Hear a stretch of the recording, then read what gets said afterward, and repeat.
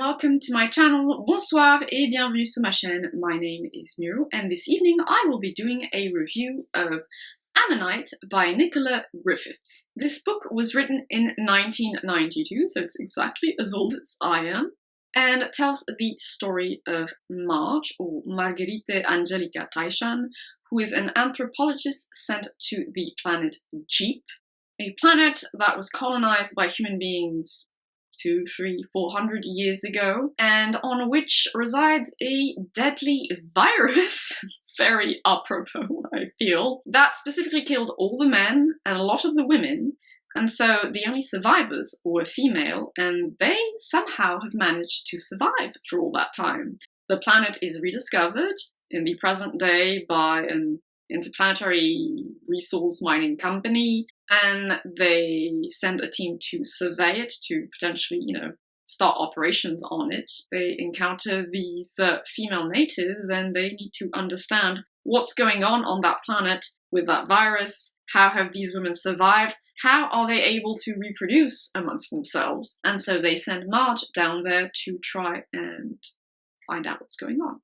Now, I had never heard of Ammonite, which is strange because a couple of years ago, I actually actively searched for classic works of feminist science fiction with a focus on either feminist dystopias or feminist utopias and all-female societies, or societies with interesting variations on sexual politics, gender dynamics, etc. But I didn't come across this at all. It was a bit, out of the blue that I saw this title. So I've never read anything else by Nicola Griffith, and I was very excited to read this, and sadly, I'm going to say this outright, I was very disappointed.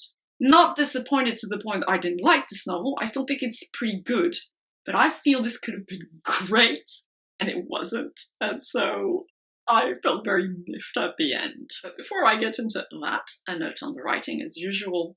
I think this was very well written, more well written than, for example, Native Tongue, which I recently talked about. There's something about the writing which reminds me a wee bit of Ursula K. Le Guin, a bit, in the sense that it has the same dreamy quality in a way. It's very hard to pinpoint and to explain, unfortunately, but yeah, that's the feeling I had. And I mean, there are parallels to The Left Hand of Darkness, specifically in some of the scenes she chose to write. And in fact, in the introduction to this particular edition, The Left Hand of Darkness is directly referenced as being a source of influence, as well as a book by Joanna Russ, which is linked to The Female Man, which I have read, and has to do with one of the planets one of the characters comes from, called While Away, which is also an all-female society. Now, beyond this dreamy quality, which wasn't very enjoyable, something very interesting about the way she writes is there's a strong focus on the body, what the body experiences and bodily processes. She talks through her main character, so Marge talks a lot about her blood flow, her breathing, the sensations in her limbs, her hands. It's also because she's highly trained in biofeedback techniques and extreme forms of meditation and mindfulness. I thought this was interesting and different, and on the positive side, I think it does give you a sense of presence and centeredness, kind of like the goal of, meditation and mindfulness. You're really present in the story because she's describing all these things happening to her body and the sensations she gets through her body. On the other hand, I'm not sure it's terribly realistic, or maybe not realistic, but common. I think it's pretty unusual for someone to be that aware of their body at all times. Now, yeah, she is like an expert or just highly skilled in mindfulness and biofeedback, but that's just not the average person. So that could also put you off a little bit, I feel.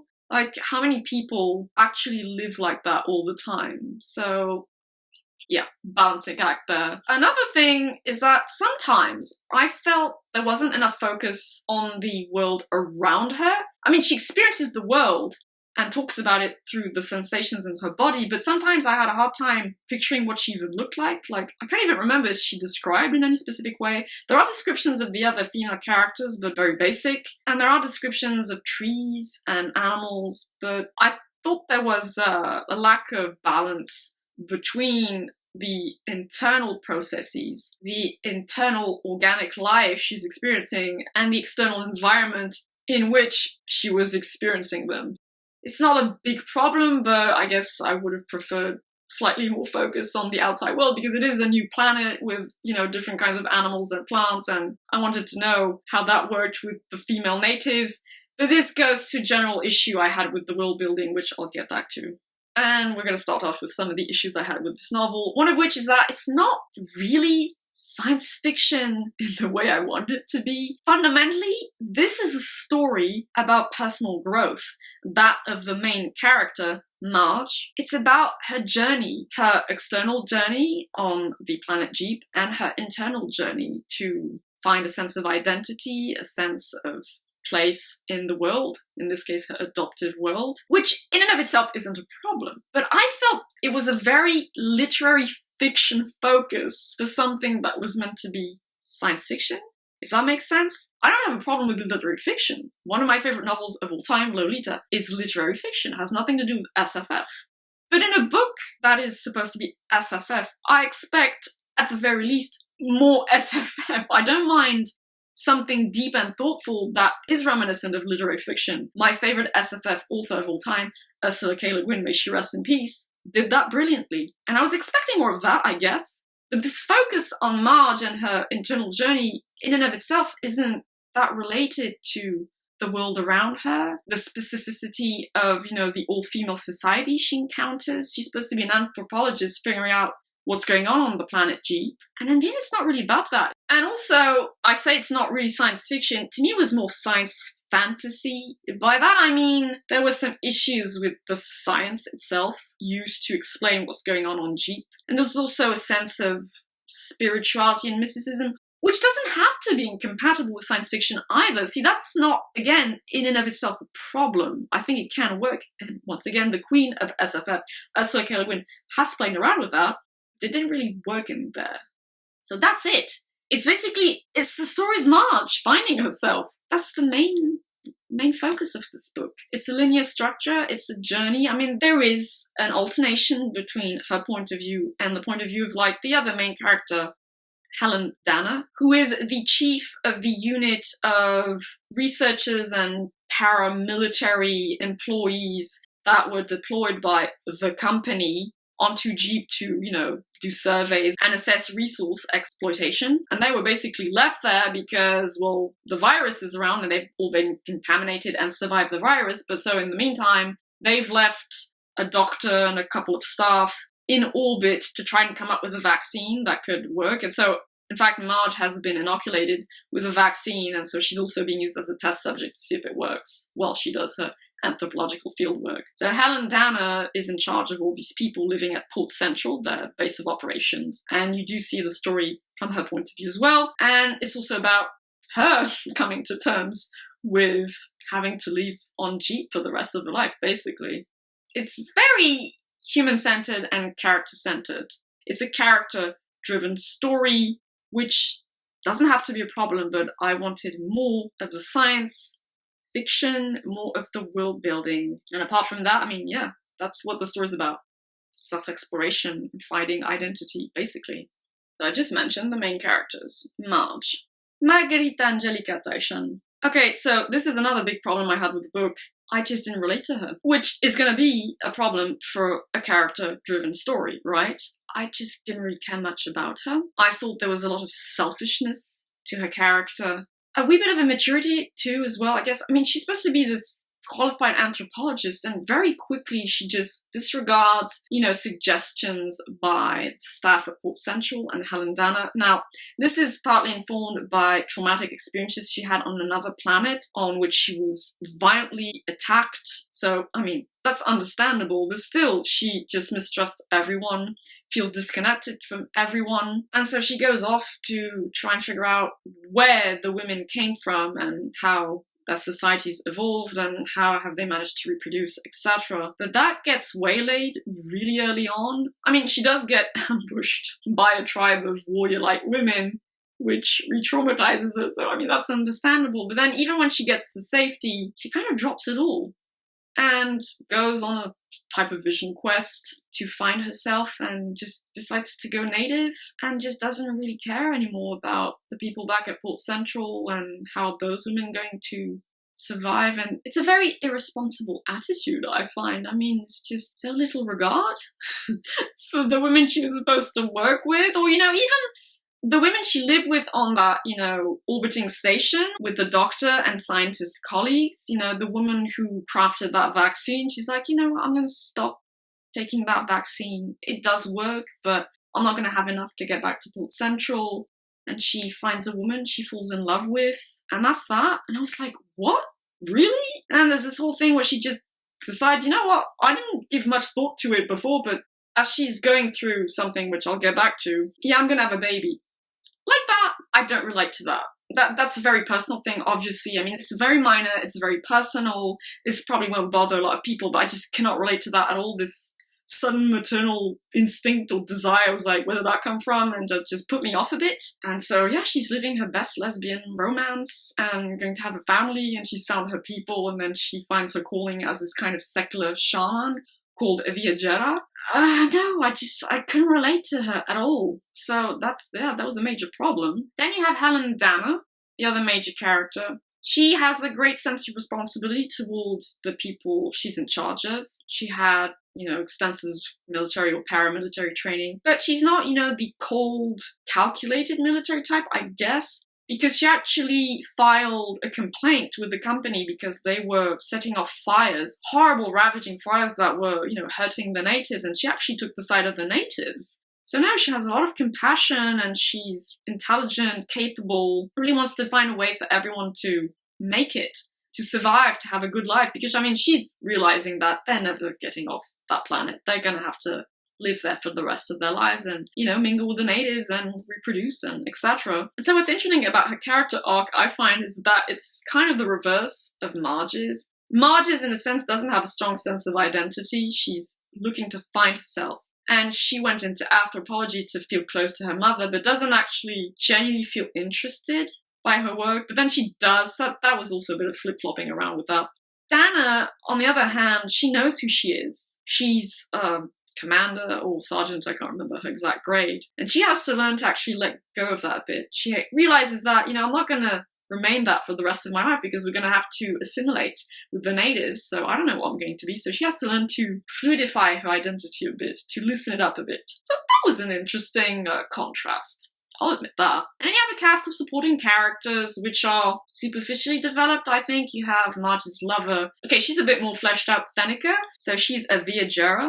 I'm going to call it a secular shaman. It's kind of the function of a shaman, but without an overt spiritual/religious aspect. There's no contacting with spirits or things like that, but there is weird memory abilities involved and trance and meditation and things like that, enabling initiatory rites for young girls, communicating information, going from village to village, tribe to tribe to ensure trade and pacts and things like that. So yeah, it reminded me of a traveling secular shaman. I can't explain it any other way. And she's a very confident woman, very sure of herself, of her place in the world, of her identity. And so she helps Marge to find hers, and a bond blossoms between them because of that.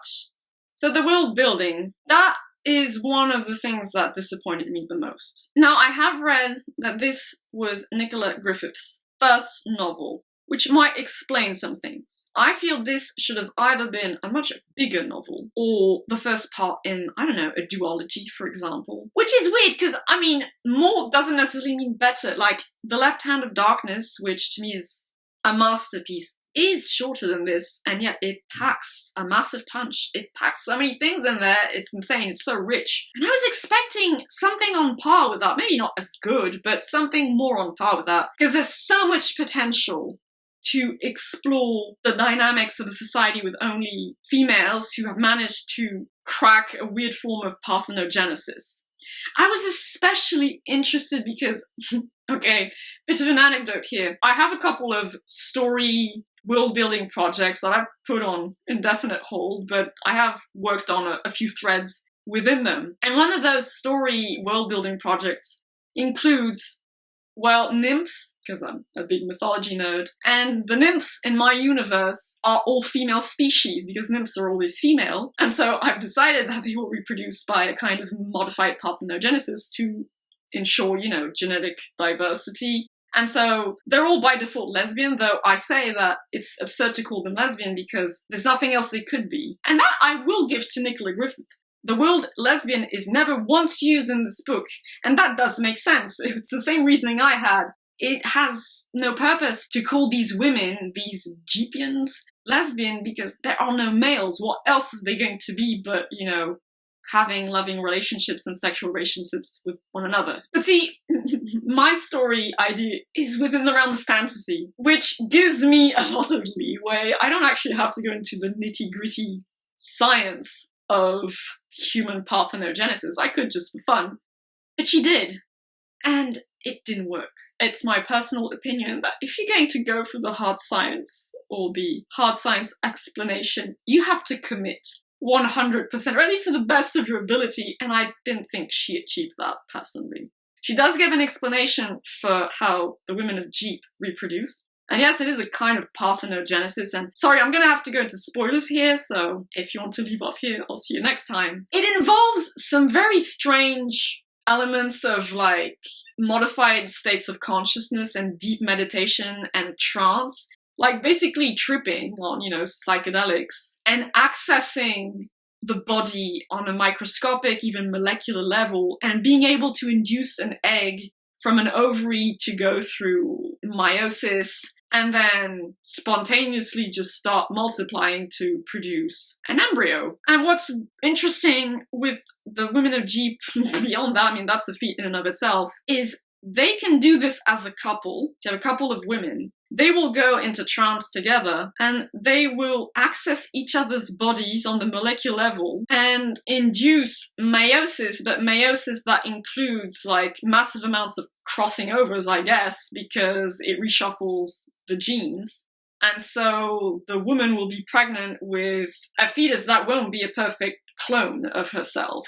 And that's how they ensure genetic diversity. But you can only do this if you do this with a partner, I guess. That's not really explained. And so the children born of such couples are called sestry. So they're not genetic sisters, but they are considered very special, almost spiritual sisters. It's a very special bond. It's a privileged bond. It means a lot to all the peoples of Jeep. Okay, but you open that can of worms, I have 1,000 other questions, and none of them are ever addressed ever again. So can a woman do that on her own, but that will only result in pure parthenogenesis? You have a clone of yourself.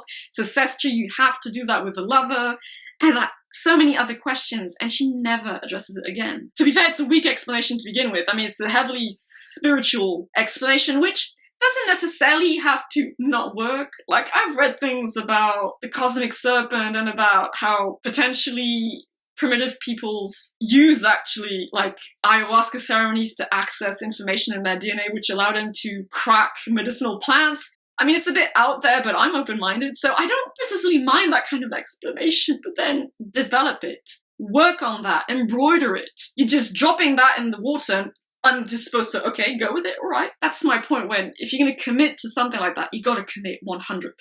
Otherwise, I'm just not going to go with it. And then there's so many opportunities to explore, like I said, sexual politics, gender dynamics. Okay, so it's an all-female society. One thing I will give her credit for, once again, all the women are people. She doesn't go into the overly hippie crap where all the women are braiding each other's hair and having lesbian orgies 24/7. None of that crap. The women are people. You have women who are violent. They kill each other. You've got warring tribes. Though, interestingly, you don't have any mention of sexual violence. Which, okay, that's in line with some types of feminist thinking. But that's just surface level stuff. You do have the women of Port Central who have lived up until then with males. They never talk about them. It's just assumed that they're all going to go lesbian. You could argue that there is a theory that says most people are in fact somehow bisexual by default, especially women. There are studies about that. It's controversial stuff, I'll admit. But it's something you could explore, is my point. It's something you could have a conversation around. You could discuss that and ask questions. But no, nothing about that. Nothing whatsoever. No comparisons. And I'm even the women at Jeep presumably observe that their horses, because there are Terran species that they brought along with them, I guess, 400 years ago, that live on Jeep, and their DNA obviously is a bit different, and they're all local flora and fauna. There are even humanoid-like creatures called goths that seem to be giant, skinny Yeti-type things. And those creatures have males and females. I'm like, don't the females of Jeep wonder about that? Like, if they have horses and mammal-like creatures that give birth to live young, and they can see, you know, they have breasts, they have wombs, they give birth to live young, and I'm like, aren't they asking themselves, like, why are we different? Like, this is kind of strange. Don't they understand that males are involved in the reproduction of those species? Like, there's no interrogation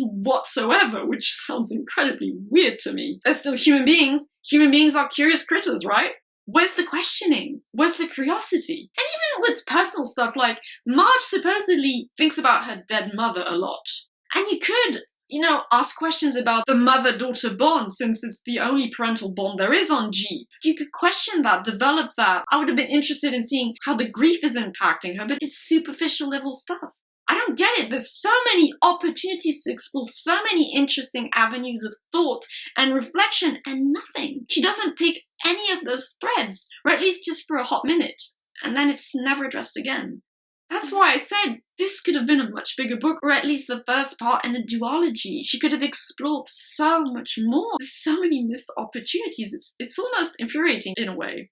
Because it started off strong, I was expecting, okay, now we're going to get to the interesting bit, the answers. And then you do get an answer, which, like I said, has its issues.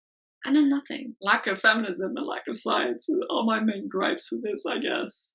So what can you even say about the themes? See, that's the thing. Since there were so many missed opportunities with the world building, and the threads of thought the world building itself could have led to, I don't even know what the themes were. I guess, yeah. Adapting to change. I guess change is the theme. Surviving and adapting to change. Perhaps, you know, finding humanity in what's different, but again, on a superficial level. So yeah, adapting to change, seeking humanity in the other. And so, yeah, I guess I forgot to mention that memory is kind of a running theme a bit. Because another thing this virus does, it allows you to recall everything you've ever experienced in your life, and potentially gives you access to what's called generational memory. I mean, that's a theory. I mean, it's not even a thing, really. I mean, it might be a thing in parapsychology, this idea that you can actually access through your very DNA the memory of your ancestors because somehow it has been passed on through genetic material. I'm open-minded, I don't mind, but you gotta give me something more to go on is my point. Again, Marge suddenly becomes able to recall everything. She gets perfect eidetic memory, and she remembers things from her parents' lives and her grandparents' lives, and the women on G can access the memories of their mothers, their grandmothers, their great-grandmothers, etc. Though the great-great-great-great-great-great-grandfathers are never mentioned because they do descend from human males as well at some point. Again, this is never addressed. So yeah, this virus unlocks these incredible psychological capacities. It's like an LSD virus. It basically, you know, all the things that were attributed to LSD trials and psychedelics, and I'm a big believer in healing powers of psychedelics. I don't think it can make you a Superman or a Superwoman, but this virus, it just makes you a superhuman with super memory and can make you go into trance like that and can make you affect your blood cells, your kidney cells, and you're freaking over. Oh, come on, really? But lest I be accused of trashing this novel, that's not my intention at all. Like I said, I didn't not like this novel. This is not a rant review, despite my complaints. I did enjoy the good parts of it. I mean, it did start off really strong, and there are some great scenes of hardship that, again, reminded me a lot of The Left Hand of Darkness. And there is value in the self-exploration of the main character, even if I didn't really relate to her or like her very much. And there are tantalizing pieces of world building. I just wanted so much more. It's cruel in a way. You're just tempting me with these little tasty tidbits, but then you're depriving me of the main meal. That was my overwhelming impression. I guess, once again, it's a question of unmet expectations. I was expecting a lot from this novel. I really was. I had so many people say it was incredible. And I don't doubt that if you're one of those and you listen to this video, I don't doubt that was your experience. I'm happy you got so much more out of it than I did. But I guess having read a lot of books in that genre already, and